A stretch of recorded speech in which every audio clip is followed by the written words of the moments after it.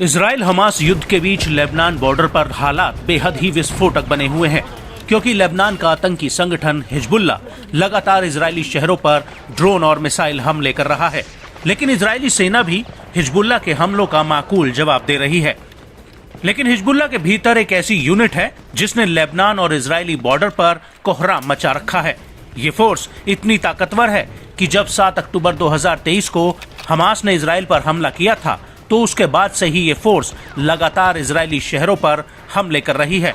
लेकिन बड़ी बात यह है कि खुद इजराइल के भीतर हिजबुल्ला की इस फोर्स को बेहद ही खूंखार और खतरनाक माना जाता है।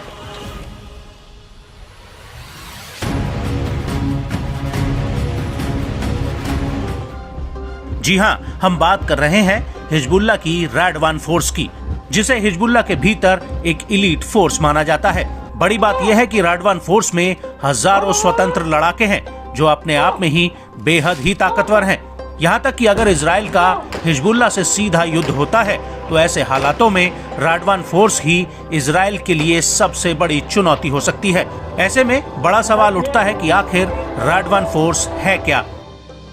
तो आपको बता दें कि रैडवान फोर्स का गठन साल 2006 में हुआ था। इसका गठन एक हस्तक्षेप बल के रूप में हुआ था। इसका मुख्य उद्देश्य इजराइल पर हमला करना है।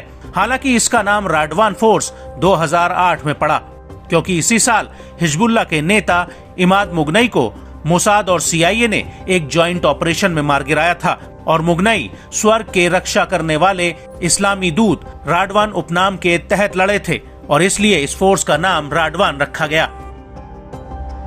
वहीं दूसरी तरफ इजरायली सेना का मानना है कि भविष्य में अगर हिजबुल्ला इजराइल पर हमला करता है तो रैडवान फोर्स उसका नेतृत्व करेगी और ये फोर्स इजराइल और लेबनान के बीच ब्लू लाइन के करीब एक्टिव रहती है। इजरायली सेना के मुताबिक रैडवान फोर्स इजराइल पर पैनी नजर रखते हुए उसकी हर हलचल की जानकारी जुटाती है।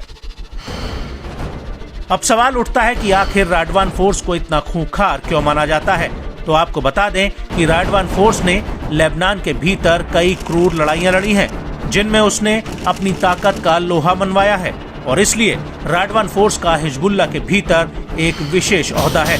यहाँ तक कि हिजबुल्ला ने रैडवान फोर्स को सीरिया, इराक और यमन में तैनात किया है और सीरिया में रैडवान फोर्स राष्ट्रपति बशर अल असद के विद्रोह की धुरी गुट का हिस्सा है।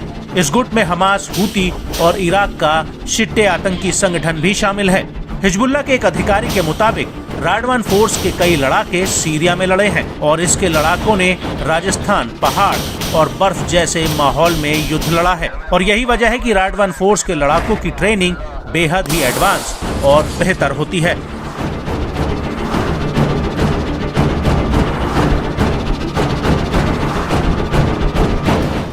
खुद इजरायली सेना अब रैडवान फोर्स को लेकर दुनिया भर में जागरूकता फैला रही है। रैडवान फोर्स के नेता हैथम अली ताबाताबी को लेकर IDF ने एक ट्वीट किया है। इस ट्वीट में IDF ने लिखा है कि ताबाताबी ने सीरिया और यमन में रैडवान फोर्स का नेतृत्व किया है। यह हिजबुल्ला के प्रशिक्षण कार्यक्रम, सामग्री और व्यक्तिगत समर्थन मुहैया करता है ताकि क्षेत्रीय इलाकों को अस्थिर किया जा सके। वहीं अमेरिकी स्टेट डिपार्टमेंट ने साल 2016 में ताबाताबी को विशेष अंतर्राष्ट्रीय आतंकी घोषित करते हुए उस पर $50 लाख का इनाम रखा था।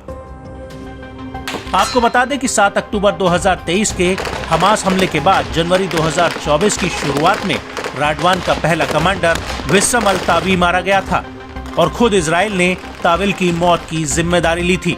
लेकिन ताविल अकेला नहीं है जिसे इजरायली फौज ने मार गिराया हो, बल्कि हिजबुल्ला का कहना है कि अभी तक रैडवान फोर्स के करीब 50 लड़ाके मारे गए हैं।